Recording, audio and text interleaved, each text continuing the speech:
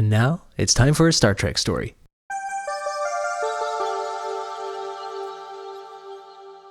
Last time on Star Trek Stories, we asked a question, Aaron.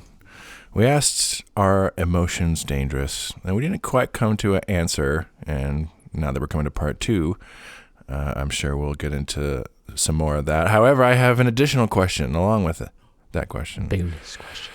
Along with emotions being dangerous, is individuality dangerous? Oh. Well, I don't think so.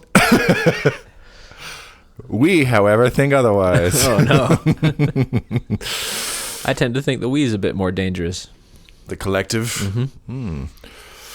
All right. Maybe the collective is more dangerous than the individual. Mm-hmm. Both dangerous, collective worse. Maybe the individual is only dangerous to the collective. Oh. What is the individual dangerous to? Yeah, this is also kind of sticky, messy in the same sense of the emotion one. It's like, yeah, it seems to me that on some level it's like, I mean, that's just what it is. You can't help it. But I don't know. I definitely see a lot of certainly hyper individuality in the country and culture. I'm like, that can certainly be dangerous. But then, like you say, the collective can also be dangerous. So, yeah, who knows? I suppose we'll have to answer this on today's episode of Star Trek Stories. Yay! This is episode 58, Descent Part 2. I am your lone host, Jaron Hatch, and I'm joined here by my separate co-host, Aaron Cole. Hello, Aaron. We are in our own little boxes today. Yes, we are in the middle of our look at Deep Space Nine and the end of TNG. Last time we watched Descent, where our good friend Data finally got in touch with his emotions and then became instantly evil, joined his twin brother Laura, and became a Borg cult leader bent on destroying the Federation or something. I guess we'll have to see how all this resolves. Unfortunately, we have a couple of returning guests back on the show to help us see how this all gets resolved. Sitting on my left on the couch, we have, of course, once again, the very lovely Jennie Beal back on the show. Yay! Hey, happy to be here. I have baked bean-induced sleepiness. My baked Beal. You take that back. Get the fuck out. Let's get the fuck out of here. Yes, we're all filled with bread and bean now, and it's all bad. For those new to the show, Jennie is my romantic partner and best friend and girlfriend. Nice. Crime girlfriend. Look how much progress we've made today. Crime girlfriend. Crime girlfriend. Speaking of therapy sessions. Your only boyfriend and girlfriend when you're committing crimes. Yeah, only then. Crimes of the heart. Aw. Before we did the first part of this, last time you were on, we were talking about Iborg and Hugh. As we're getting into this episode, how has this felt so far as a follow-up to that episode? It only feels vaguely like a follow-up in the sense that we haven't actually seen Hugh or know if he has anything to do with this.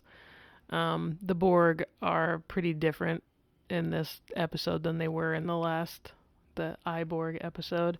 They seem to be related. I don't know that a follow-up quite feels accurate. Accurate. Yeah, I mean, that was a lot of their thinking. Like, we'll make this a big follow-up. But yeah, so far it's kind of been like Hugh. They mentioned Hugh, but he never didn't even show up. So yeah. I guess we will have to see. But what would you? Because I know we were kind of mixed in our feelings from last time. What would you hope to see in part 2 of this story? Well, my hope is that Captain Picard takes his clothes off. Space Daddy. Yeah. I just want to see him in those sexy space jammies. Nipples. No, I hope. Well, yes, but I hope that we get back into the emotional content of Data's emotional awakening crisis. That would be interesting to me. I'd like to have them develop that more and see what Data learns about himself and what we learn about Data. And I hope that somebody gets to the bottom of this to discover that the pleasure he felt after killing the Borg was not was not, what's the word I'm looking for?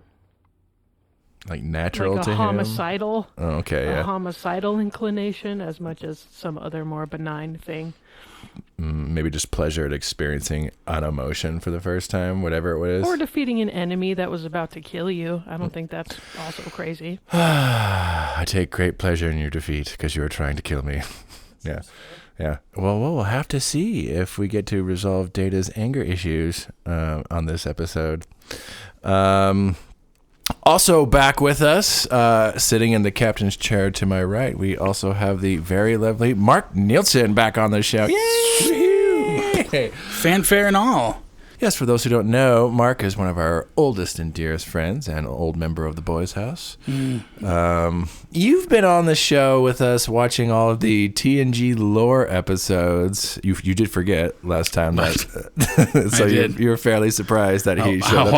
I was. Because at the end of part 1, he's revealed to be the big bad of this whole story. And I guess we should mention, last time we saw him, Data was having a weird family reunion where he finally got to meet his creator, Dr. Soong, who had built like an emotion chip for him. But then Lore also showed up and ended up killing Dr. Soong and stealing the emotion chip, so Right. Data couldn't have it. That's the last we have seen Yeah. of Lore. What has been your feeling on him as we've been watching these Lore episodes?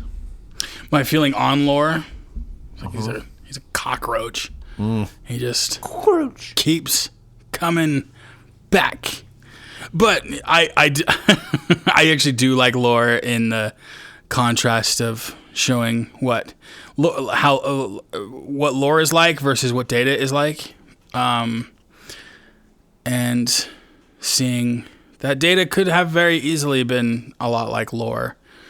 But I don't necessarily believe that's because of the difference in their ability to feel emotions. I mean, on the surface, it looks that way. Because Lore is the way that he is, because he can feel emotions, and yet, and it kind of comes back into what we were talking about last week, he didn't have proper coping mechanisms to deal with the negative emotions that he was feeling. No. And of course, he didn't have a, we would call Dr. Soong Lore's creator, but Lore viewed Soong as his father. Yeah. And having Dr. Soong be your father and really your only parental figure, of course, Lore felt distanced, emotionally distanced from Soong. Soong, we know, has narcissistic tendencies, hyper-focused on work, and doesn't really give time to his own emotional state. Didn't really seem to have a thriving interpersonal life. When we see him, the last time we saw him, he was living alone. Mm-hmm. I think the sole inhabitant of an entire planet. For decades. Completely isolated from anybody else. So that is the father of Data and Lore. And so, not excusing Lore's behavior, but you can see why Lore has gone down the path where this is all that he has from. so far. Yeah. That is interesting because, like you said, especially tying with our question, are emotions dangerous? And it's interesting because, Lore has emotions and is very much more dangerous than Data has been. But then it's also, but if you look at the deeper picture, it's like in a lot of ways, Soong was this kind of absentee father figure who kind of gave up on him. And so it's like, is it any wonder that he's maladjusted? Is it the emotions, or was it, because he wasn't able to get the training he needed to process his emotions? Yeah.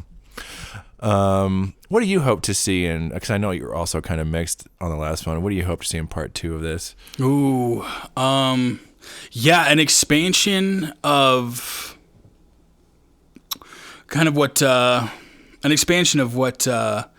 the scene between Troy and Data was touching on in the last episode of if this is the only emotion that I can feel, doesn't that make me a bad person?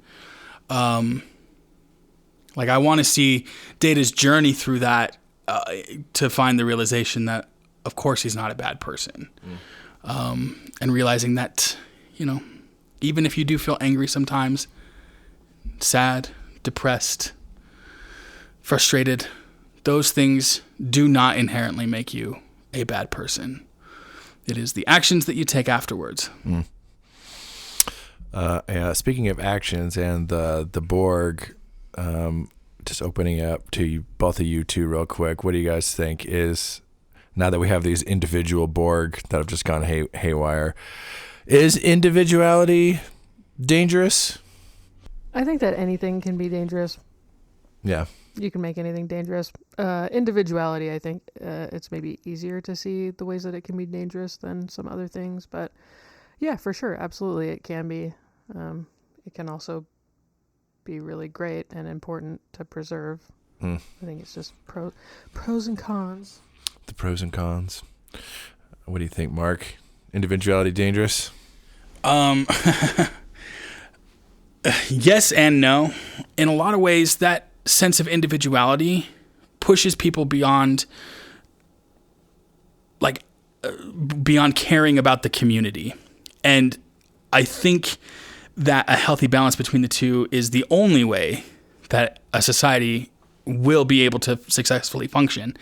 So it's like, is individuality dangerous? Like, no, but it can become dangerous when you start using your own individuality or your own emotional state or your own desires to crush other people underfoot in order to accomplish whatever goals you want to in your life. And I think that's become more prevalent, especially within Western culture, is we often hoist up on a pedestal some of the people who are not necessarily objectively good people. People who have received their fortune through nepotism, narcissism, people who their entire existence is about greed and the accumulation of wealth for themselves and for themselves alone. And yet those are the most talked about people. They are the most looked up to people. People want to be those type of people. They see the billionaire and they think, man, I want to be a billionaire. And really the thought should be, you know what? I don't think anyone should be a billionaire. Nobody needs that much. There's not a single person on this planet who needs to have that much wealth directly in their own pocket. It makes absolutely no sense. So in that sense of like, well, I'm an individual, I earned all this money. Did you? I mean, you were in a position where the money was funneled to you. Does that make it morally ethical for, like, is it moral or ethical for all of that money to flow to you? It's not. You can argue that it is. Like, people will say, like, oh, but it's legal. That's just how society works. Just because it's something that does happen or can happen does not mean that it is ethical or moral for that thing to happen. And the people who argue for that type of society, for people to be propped up in that way in our society, have taken the idea of individuality way too far. All right. Interesting perspectives. Be curious if we get any more after we watch this. Yes, we are watching Descent Part 2 today. This premiered September 20th, 1993. This is the season premiere for the 7th and final season of TNG. Like last time, we're going to be looking at how this story kind of starts to wrap up some plot lines started earlier in the series, most notably Lore and Hugh and the Borg. And we'll see if this gives us any insight into our questions, if emotions are dangerous, if individuality is dangerous. And we can see how this works as a season premiere of TNG's final season. All right, for those of you at home who are going to watch along with us, Star Trek The Next Generation is streaming on Paramount+. You can find it by bringing up Season 7, Episode 1, and we will be back after we watch Descent Part 2.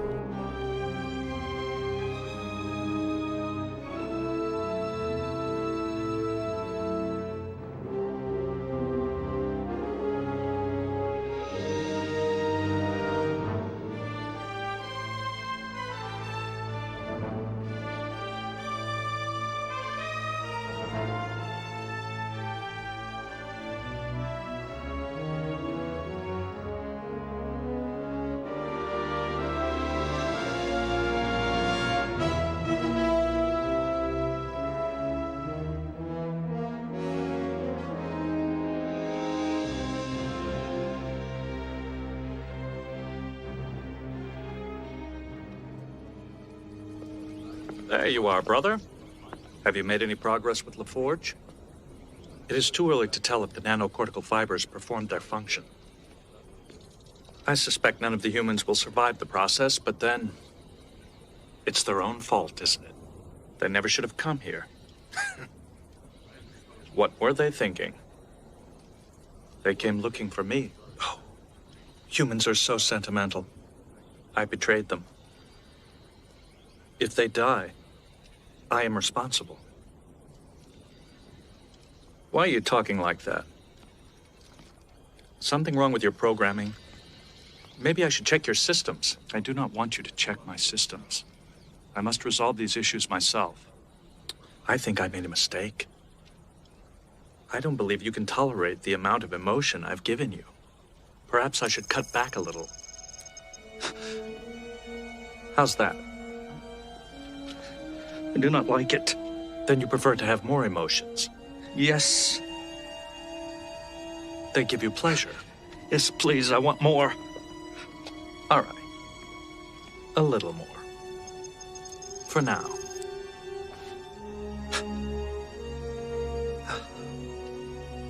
Aren't you going to thank me? Thank you. Don't mention it. I just hope this helps to clarify things for you.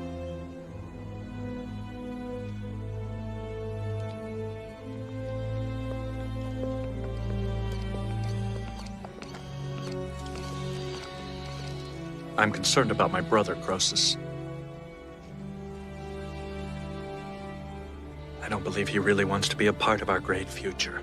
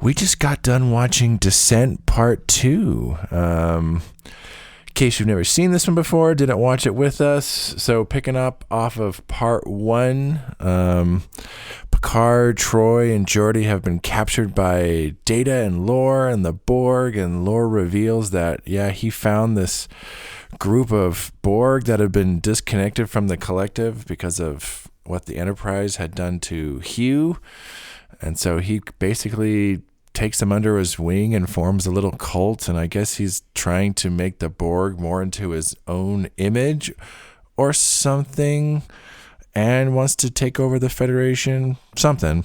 And Data's helping him do these experiments, so Picard, Troy, and Geordi are trying to escape. Meanwhile, Riker and Worf are running around the planet trying to see if they can rescue them. They run into Hugh, and they find that Hugh is really mad for everything they have done to him and he blames them for all this. In the end, though, decides to help them overtake Lore and save their comrades. And meanwhile, during all this, Dr. Crusher is left in command of the Enterprise and is trying to get some other people off the planet. And we see a little story where she and some of the B team, the junior B team, having to fight the Borg ship, and they win. Dr. Crusher comes through and defeats the Borg ship.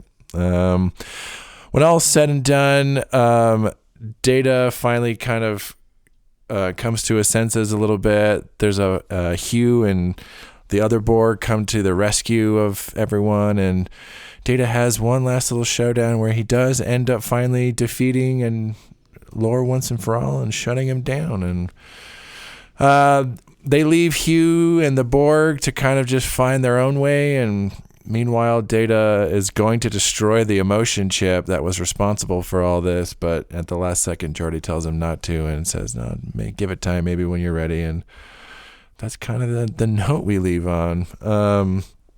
We always start with initial thoughts. Mark, initial thoughts with Descent Part 2. I actually really enjoyed this episode.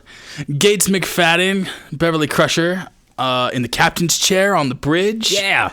I was here for it. I love that shit. She did such a good job.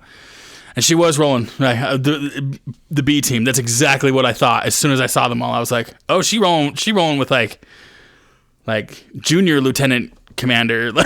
Ensign No Name and Lieutenant What's His Face. And they pull that shit out. Yeah. It was awesome. And like, she had really cool ideas. I know, like, she was told to leave. She was like, well, people got left behind on the planet. Not really going to leave. We'll send a message. Let's get a buoy through. Like, every decision she made once she was in command, I agreed with. Every single one, I was like, yeah, okay. Yep. Oh, yep. And, oh, yep. All right. Well done. Moving on. So it was fun to see her take charge and FT dubs and get the dub. Yeah. The stuff with Lore, was interesting. He's still as fucking crazy as ever. Evil, still crazy off his rocker. Yep. Wants death and carnage, and but it's not always entirely clear what he wants. But he wants something. But also, I found it very interesting, his willingness, as soon as shit went south, his willingness to just abandon it all. Like, I have my escape plan over here. Yeah, he immediately runs to his escape plan as soon as things went south, and he was like, I'm getting out of here, which is funny because it's the exact same thing Dr. Soong did when the crystalline entity came to the planet. My little escape plan. You're just ready to go. Yeah. Like apple doesn't fall too far from the tree. No, not at all. But and Data, doesn't actually. He shoots Lore, doesn't kill him. He deactivates him. But he does deactivate him, which is like, finally, because every time they've lost track of Lore, well, the first encounter with Lore, they assumed it was over, but They left him in space. They did. They left him floating out there. And then he escapes in the second one. The second time you see Lore. Put him on ice. Put him on ice. Hey, put him on ice. But now they got him. They got him and they've disassembled him. Yeah. And that's that final scene between Geordi and Data. And Data was like, I almost got emotional. When Geordi grabbed, Data was about to destroy the emotion chip because he was like, this is too dangerous to have. I made horrible decisions when I was under the influence of emotions. And Geordi grabs it, and I believe the things he says, he's like, I wouldn't really be I wouldn't be able to call myself a friend if I allowed you to throw away a lifelong dream. Maybe when you're ready. And it was just it was a great moment because it communicated a lot of different things at once, which was that, Geordi didn't blame Data for what happened. And that Geordi was not afraid of Data and is not afraid of the idea of Data with emotions. Is able to accept that what happened, what Data did to me and what happened, it was not Data. He was under the influence of Lore's manipulations. Yeah. And he forgave him for it, and I think that's awesome. But yeah, I really, really liked this episode.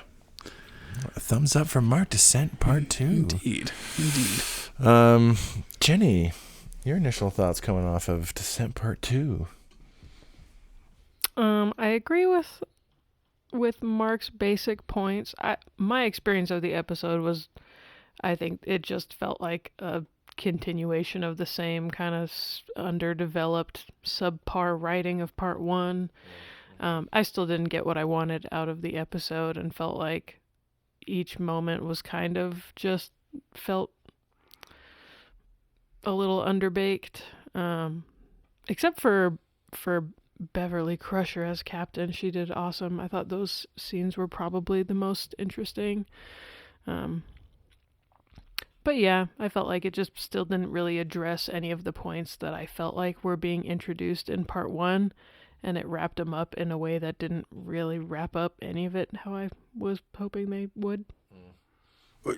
Do you think it was because the writers who wrote this episode maybe didn't have the language to talk about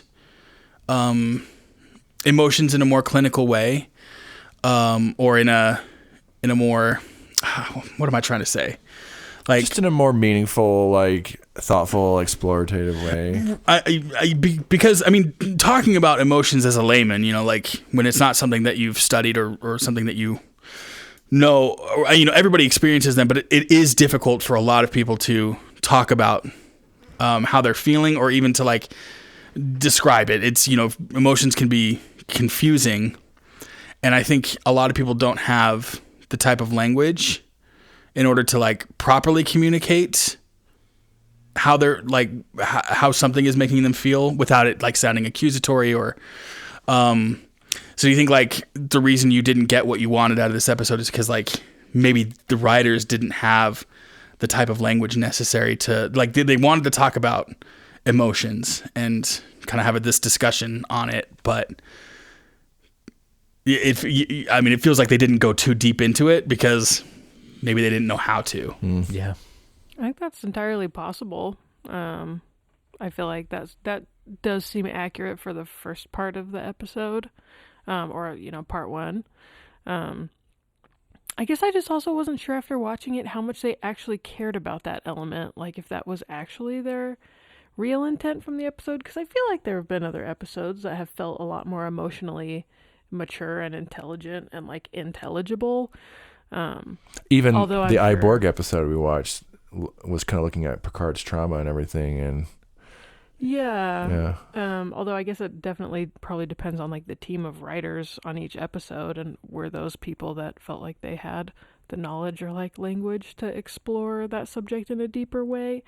I definitely think my bias is that, to me, the emotion, like one of Data's most interesting properties as a character is his like emotion versus logic. Same with Spock. Mr. Spock. And so I think like having that teased made that for me the focus of the episode, where maybe for somebody else like that element was not as like important to them. So yeah, definitely think I have my own bias that makes me want that storyline. And I think probably what I would hope to get out of it might be asking a little much. But what you were hoping for was like a more emotionally intelligent or emotionally mature conversation on how to like deal with those types of emotions, I guess, or at least exploring what was going on there and like the implications of that for Data and his understanding of what was going on. And I think that's what I wanted out of it. Yeah. It felt like more of just like Data turns evil. Yeah, which it does sometimes get a little muggy, where it's like hello, Picard. I'm going to destroy your brain cells for the greater good. I'm evil, Data. Which it's funny because like Brent is such a good actor, but what a weird challenge, and I don't know how much I actually agree with it in this episode of he's playing Lore and evil Data. Like, how do you do that and make them like distinct from one another? Yeah. Like that gets messy. It is a little messy. It's hard for it not to just feel like lore. And it's hard for evil Data to not feel like a facsimile, like just like kind of like it's almost as if Data was doing an impersonation of what he thought of lore, or what he thought was like evil. Yeah. And I think part of that comes down to the fact that like they're like, Brent, you're going to be playing lore and Data, but you're being evil Data. And Brent was like, well, what's the difference between lore and evil Data? The lore was evil Data. Find the nuance. You're brilliant. You'll be great. Figure it out. It's almost like they looked at emotions like they had these vials that they could give to Data or whatever. Like, here, have a little bit of pleasure. Would you like more emotions? Or a little Maybe bit. you need less emotions. Give you That's less kind of a interesting take on it. I'm like, I don't know if it's more like you just either have emotions or you don't. This idea of like, would you like more emotions? Please top me off. Like, yeah.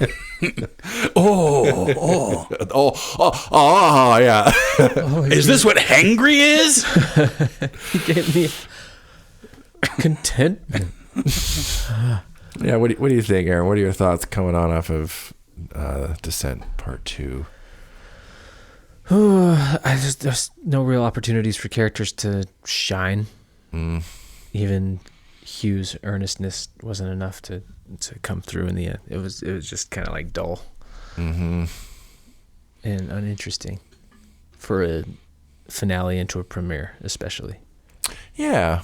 What was the reason for this to have a two-parter, right? Other than we needed a two-parter here. Yeah. But also a weird spot to put the two-parter. Yeah. Your season finale and your season opener. It's kind of like, ooh, you guys. Is this the most exciting? I never got the why or the sense of urgency in the episode. It's just all kind of happening. Well, and that was season 7, right? Their final season opener. Yeah, it's kind of a weird spot to put it. I feel like, I feel like I think I see what they're trying to do and why, like, on paper, this all can seem really exciting. It's like we're going to have lore. We're going to have, like, crazy rogue Borg. Hugh's going to come back. You're like, yeah, on paper, that all looks great. And then it just kind of, it all just kind of stumbles out a little bit. Nothing has a chance to breathe in this. Like, the whole thing with Hugh, it's like it feels like they've been building up both episodes to him, and then it feels like he's only like in a couple scenes, and they don't do all that much with him. No more Hugh. Shout out to Laura's Harkonnen suit. His adult diaper. Yeah. His weird torso thing. Yeah. His square. Is it armor? What are you wearing? His square, like, puffy chest thing. Can we also talk about, like, the fact that, like, that the lore takes over this group of Borg, these individualized, out of the collective Borg, and they have this building, where it's like they have cells, and it's where he's setting up his empire, doing whatever the plan is that he's doing. I don't think they were ever really clear on what he was doing. Destroy the Federation. He said it. Destroy the Federation. Yeah, yeah. But he's also doing why? experiments to make the Borg more like androids. Yeah, like it's not, again, it was very vague. But the art decor, the decor of lore, as soon as he takes over, like as soon as he's in charge of a group of people, a lot of fascist undertones. It's like the second they walk into that room, you're like, So were they going there with him? Kind of got a Nazi vibe going on in here. That's not great. red flags, Really space swastikas. A very strange symbol. It's like, of course, and it's like, does Laura even understand what fascism is? He's just doing it accidentally. What's but that line in Barbie? I don't control the railways or the newspapers. Well, it's interesting because it's like we even talked about in the last episode. It felt like because like you have this idea of like Borg kind of going rogue by being individuals. That should really be its own episode. You have this whole thing with Data finding emotions for the first time. Like that should be its own episode. This episode, it almost feels like it introduces even more stuff where it's like a lot of this episode, it feels like this episode shifts focus and suddenly is kind of about being in a cult, and Laura's like a charismatic leader, so suddenly it's kind of now looking at like cults and how cults kind of work. I'm like, that almost needs to be its own episode. And then you get the Dr. Crusher is left in command. I'm like, you could do a whole episode on that. Like, they keep introducing elements and they haven't paid anything off yet. And Really cool. It needs more work. It's kind of ironic that it seemed like everyone was pretty agreed that the most interesting thing in the episode was the Dr. Crusher being in the captaincy. And it's like, which is kind of just a plot, a C plot. It has nothing to do with like Data and Lore and Hugh. It's completely separate from that. And yet we're all like, that's kind of the like. Yeah, I mean, I appreciated that storyline of they were like, well, Crusher's going to be in command.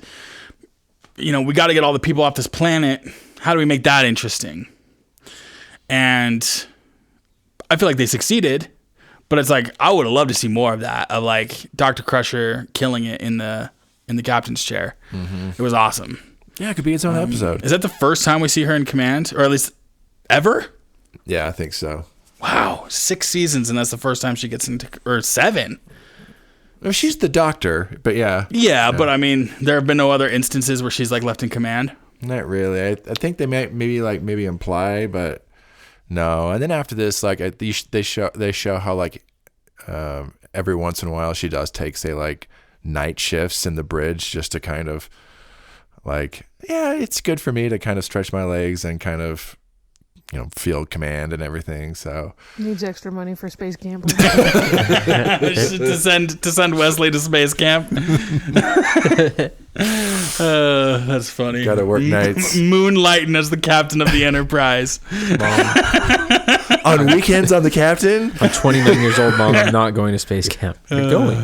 I paid. You're going. Yeah, that's also my favorite part of this episode, just because part of it is just because she does such a great job, Gates McFadden, doing that. So it's kind of, that's also for me the most important part, which is kind of weird. I'm like, because everything else I feel like should feel like a big deal. It's like a big last climax with Lore and Hugh comes back, and it's just kind of like, okay, yeah. Cool. And I feel like it's all there. It's like there's all these interesting ideas and themes. Like, our question from earlier was like, is individuality dangerous? And it flirts with some interesting ideas about individuality and the collective. And like, it's an interesting dichotomy where it's like, Lore, you were talking about like, 1%ers, billionaires, and like, that is dangerous, and those individuals are dangerous. And it's like someone like Lore is a very like, it's a hyper individual idea, this charismatic leader that a collective gets behind, though. So it's kind of looking at both how an individual, it can be really dangerous, but it's also showing how that groupthink and how an individual manipulates that groupthink into being dangerous. There's a lot of interesting stuff there, but it doesn't really do a whole lot with it. No, I mean, but it is interesting though, because like along that same line, it's Hugh stepping in, whose whole entire storyline and arc has been about achieving their own individuality, or discovering their own individuality after being unplugged from the collective. It was Hugh who stepped up and through Hugh's actions inspired others to act and brought about a change, which I think is very, very interesting, because it's like it's individualism on the on the complete opposite side of the spectrum. Somebody who acts individually acts of their own accord, but in the service of something greater than themselves, and that inspiring other people to join along with them, which I thought was really cool. Yeah, like I say, it's all there. It's all there. It's just like you wish they could just go further with it. Like I kind of wish Hugh had showed up earlier, like in part 1, so we can get more of like a character arc with him, as like him finding his individuality. And it's the same. It's the kind of some of the same stuff with the like questions of emotion. I feel like, again, the episode brings up interesting ideas of because Data even like they say the lines. It's like, Counselor Troy says, emotions aren't good or bad. It's what we do with them is good or bad. But then Data has the line at the end where he's like, my whole like quest for emotions is what caused this in the first place. Like I wouldn't have done this had it not been for the emotions. So, but again, I feel like it kind of frustratingly doesn't really flesh out a lot of these are all interesting ideas. It's like this idea that emotion is a double-edged sword and you have to be careful, and individuality is a double-edged sword and like you have to be careful, and it just doesn't, I don't know, flesh it out. I agree with Jennie. Same problem as the first episode in it. Too many cooks in the kitchen. Doesn't really like flesh out. However, I believe the episode is fantastic, solely based off of the Gates McFadden Crusher in like 100%. It's the episode is worth a watch just for that. I agree. That for me is the big thing to watch. What do you think, Jennie? I know like last time you were like, we ended on a note with you of like, I'm not sure about this question that are emotions dangerous. What do you think now that we've kind of watched these episodes? Is this giving you any more to think about with emotions being dangerous? I mean, I feel like the way emotions were explored in this episode is really not very thoughtful, and if I only had these 2 episodes with which to base the question, are emotions dangerous, I think I would just say emotions are drugs. Emotions are drugs. And let me give you a little taste here. You want a little bit more? A little bit of emotions. Opening up that fingernail, you almost want Laura to go. Yeah. I had the same thought. I was like, this is giving off handing drugs to children vibes. Like here's a little taste, and when you want more, you know where to find me. Yeah, the emotional exploration was, I feel like, pretty stupid.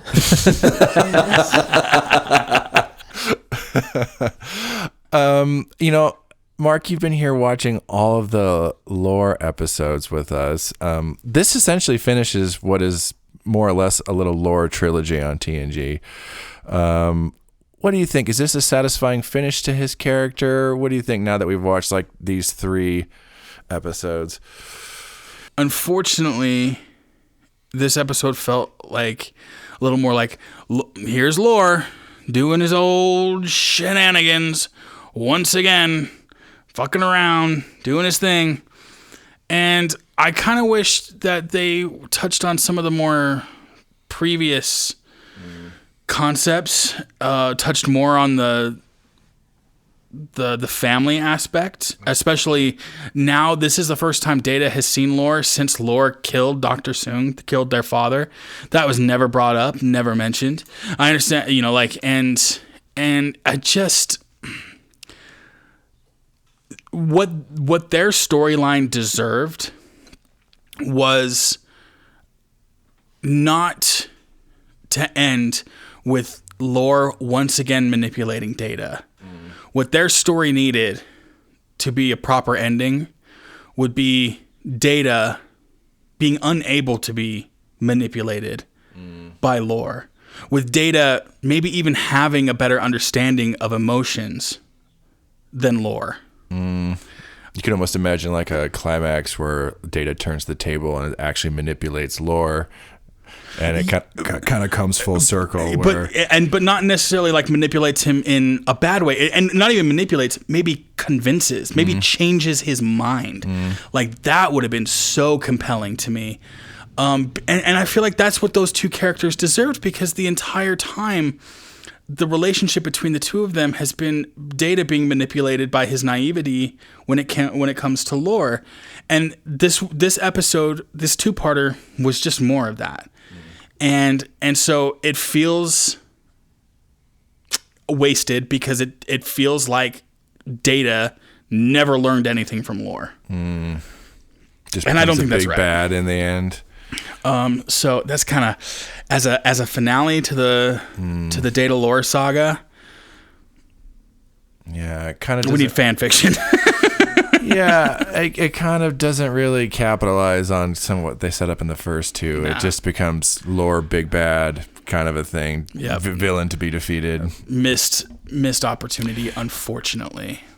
I agree. It is kind of an unfortunate little lore is not my favorite, just generally speaking, but there's still some interesting stuff there, and it doesn't feel like this episode really pays it off in any kind of satisfying way. Now that we've watched these 3 Datalore brothers and Descent 1 and 2, what's the best lore episode? The Dr. Soong episode. Brothers. Yeah. Even though the B plot in Brothers is awful. The other brothers plot. Yeah. Datalore is goofy. I feel, we just spent 2 episodes talking about why these 2 episodes are problematic. But for the most part, I would say Brothers, because of that exploration of their relationship, which I think is compelling.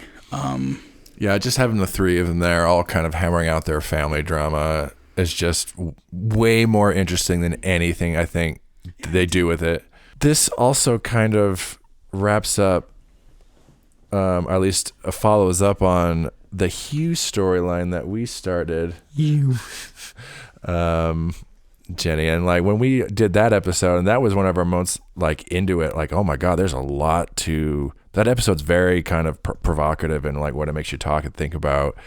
And it kind of ends on this note of like, now Hugh goes back to the collective, well, I guess we'll see what happens. Now that we've had some kind of a follow-up, how do you feel about this as a follow-up to Iborg and Hugh's story? Oh, it's terrible. It's so sad. That Iborg episode was so good, and Hugh was such an amazing character, and like had so many, you had so much empathy for him, and we're so invested in seeing like where does he end up, like what happens to this little guy. And then in this episode, you get like 2 flashes of him where he shows up for a second.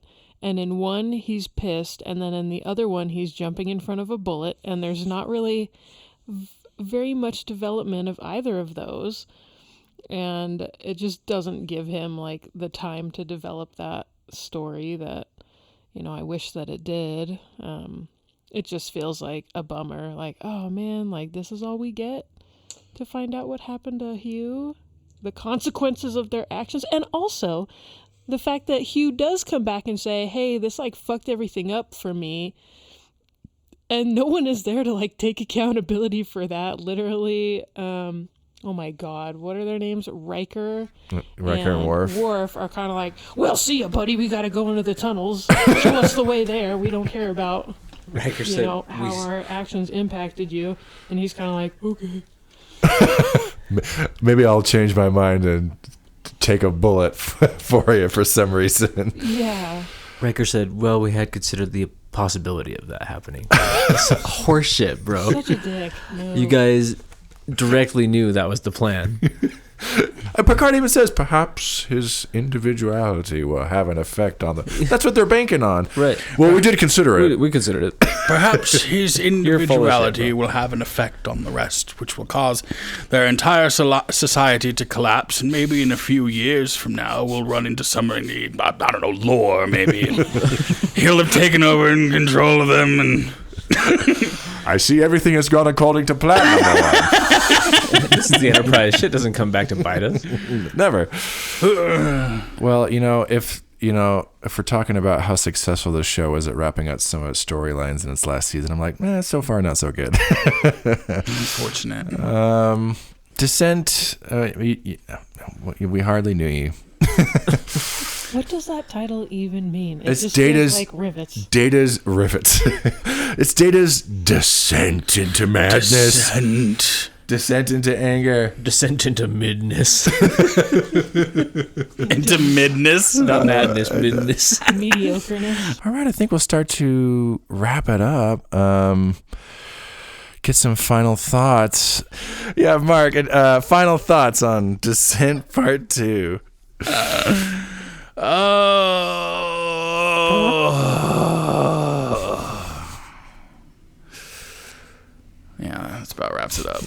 There you go. Exasperated sighs from Marc Nielson. You could have done better. It could have done better. Final thoughts, Jennie Beal. Didn't like it. Didn't like it. Like it. It was kind of pitchy. Rocking and rolling. Aaron, final thoughts on Descent Part 2. May thy knife chip and shatter. It's not quite Dune, is it? No. No. I don't know. I don't know. It'll Dune in a pinch. I agree with all those sentiments. Didn't like it, my knife shatter and chip. I feel like these 2 episodes deserved a different opener than The Next Generation. They definitely belonged in the it's been a long road.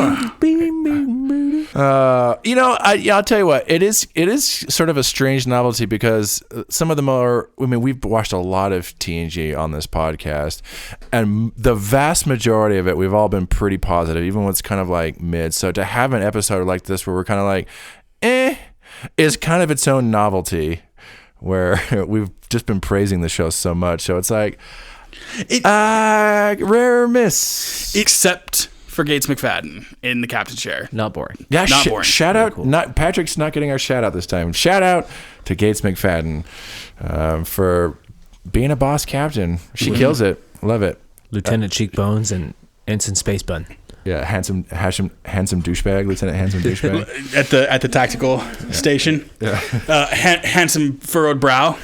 All right. Well, thanks for listening, everyone, and we hope you enjoyed our coverage of Descent Part 2, if not the episode itself. And thank you both for coming on. Marc, thank you, as always, for coming on. It's always a pleasure. Thanks for having me. I always have a great time hanging out with y'all. We will our lore adventures are done, but that does not mean this is the last time you're on the podcast. So I'll have to show up for the series in which the Enterprise shows up. Oh yeah, Marc, I think you need a little less emotions, a little less. Super cool. It hurts. That's nice. Thank you. We will definitely be having you on for more shenanigans, Marcus. Rest Sounds assured. wonderful. And thank you, as always, Baby Beal. Happy to be here. Happy to be here. Lovely. We will Yes, thank you, definitely Jennie. we'll be having you on for more shenanigans as well. Who's Shenanigans? Who's shenanigans?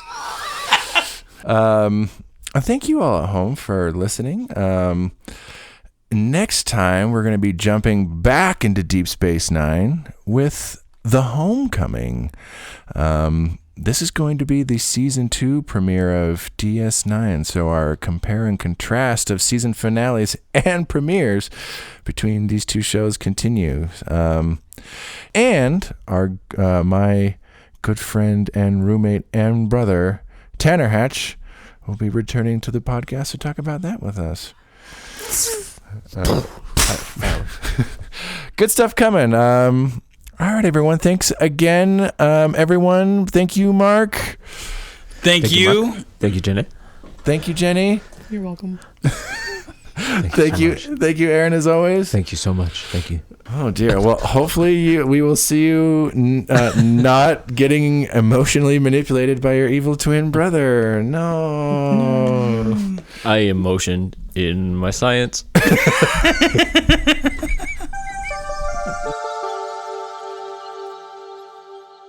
Thanks for listening.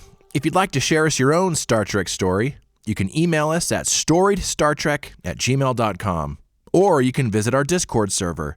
You can find us by clicking on the link in the show description.